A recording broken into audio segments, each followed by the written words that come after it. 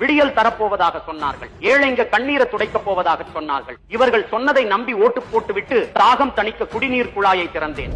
மலம் கலந்த நீர் வந்தது.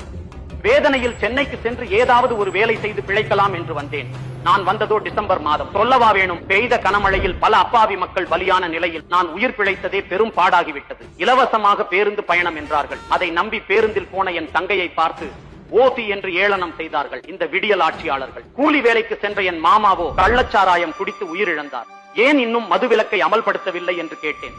மாநில சுயாட்சி பேசும் விடியல் ஆட்சியாளர்கள் மாநில பட்டியலில் உள்ள மதுவை மத்திய அரசுதான் ஒழிக்க வேண்டும் என்று கூச்சலிட்டனர். வேதனையில் தனிமையை தேடி மலைப்பகுதியை நாடி சென்றேன். அங்கே மலைகளை காணும். கனிம வள கொள்ளையர்கள் மலையை களவாடி விட்டார்கள். வேதனை இன்னும் என் மனதை ரணமாக்கியது. என் வேதனையை போக்க களை பறியாமல் உழைக்கும் விவசாயிகளை பார்க்கலாம் என்று சென்றேன். மகனின் ஆசைக்காக கார் ரேஸ் விடும் இந்த விடியல் ஆட்சியில் விவசாயிகளோ தாங்கள் விளைய வைத்த நெல் மணிகள் மழையில் நனைவதைக் கண்டு ரணவேதனையில் துடித்தார்கள். வேதனையின் உச்சத்திற்கு சென்ற நான் கடற்கரையில் காற்று வாங்கலாம் என்று சென்றேன். அங்கோ விமான சாகச நிகழ்ச்சி நடைபெற்றது. இந்த திராவிட மாடல் ஆட்சியாளர்கள் ஆடம்பரமாக வந்து நிகழ்ச்சியை கண்டுகளித்தார்கள். ஆனால் அப்பாவி மக்களோ அல்லோலப்பட்டு தங்கள் இன்னுயிரை பறிகொடுத்தார்கள். இதற்காகவா இந்த விடியல் ஆட்சிக்கு ஓட்டு போட்டேன். இனி ஒரு காலமும் இவர்களுக்கு இல்லை என் ஓட்டு.